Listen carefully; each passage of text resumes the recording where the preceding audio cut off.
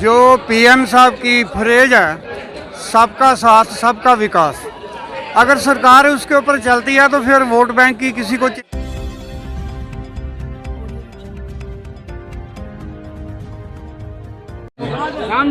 एक महीने के करीब हो गया जंतर मंतर पे लगातार पूर्व सैनिकों को कुछ उम्मीद जग रही है या वैसे ही चल रहा है अभी? नहीं, अभी तक तो कोई उम्मीद जग नहीं रही, ना ही होप है। लेकिन हम लोग जो बैठे हैं तो बैठे ही रहेंगे।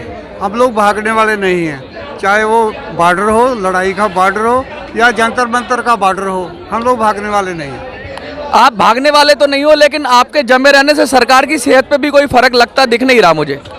कोई नहीं, सरकार अपनी है, उनकी सेहत के ऊपर हम लोग कोई असर डालने के लिए आए भी नहीं हैं।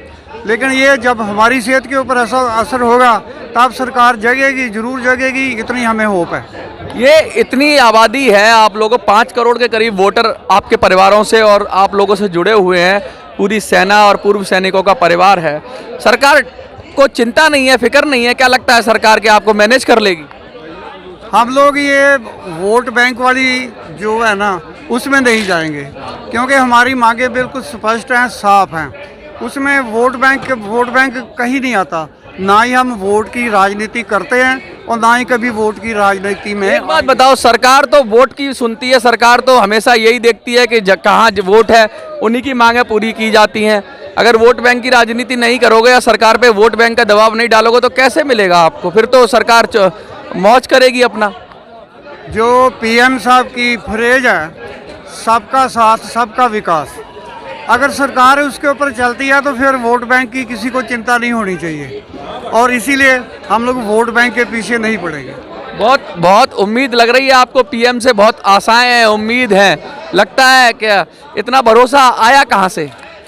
भरोसा आता है, भरोसा पैदा किया जाता है, और हम जो सबका सैनिक हैं वो सबके ऊपर भरोसा करते हैं। और पीएम तो बहुत सुप्रीम अथॉरिटी है, उसके ऊपर भरोसा नहीं करेंगे तो हम बॉर्डरों के ऊपर लड़ाई भी नहीं लड़ सकते। अगर भरोसा नहीं करेंगे तो इस तरह हम लोग जंतर मंतर में भी एक बिल्कुल डिसिप्लिन के तरीके से इधर बैठे हुए हैं और ऐसे ही बैठे रहेंगे। लोकतांत्रिक तरीके से जो आपका आंदोलन चल रहा है दिन ब दिन बढ़ता ही जा रहा है। ये सरकार भी मुझे लगता है कि कुछ ना कुछ सिग्नल दे रही होगी, जैसे कि सुप्रीम कोर्ट ने भी फटकार लगाई अभी OROP की 4 किस्त के बारे में। सरकार जब दे रही थी तो उस पर भी उन्होंने सीलबंद लिफाफे में अपनी फिर से रिपोर्ट भेजी।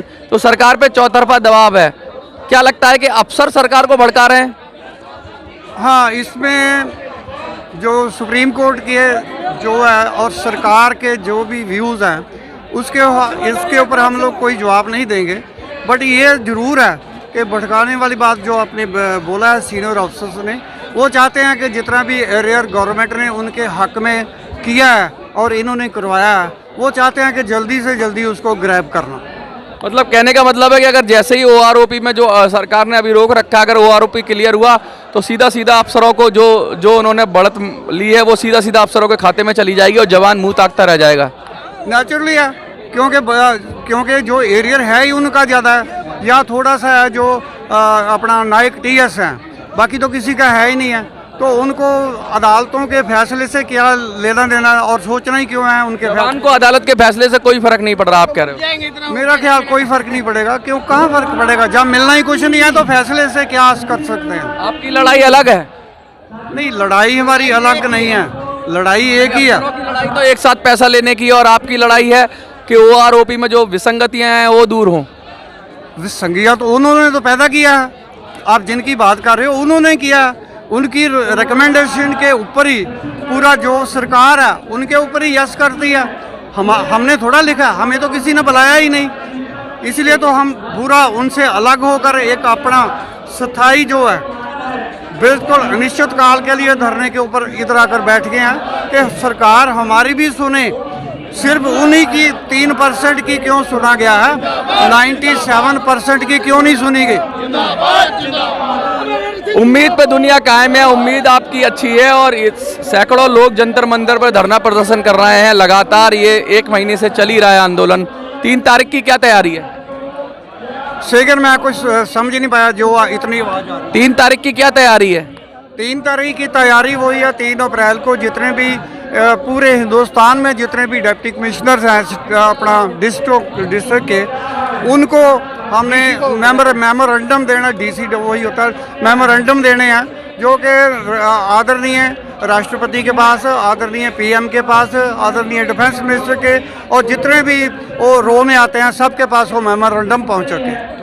Thank you.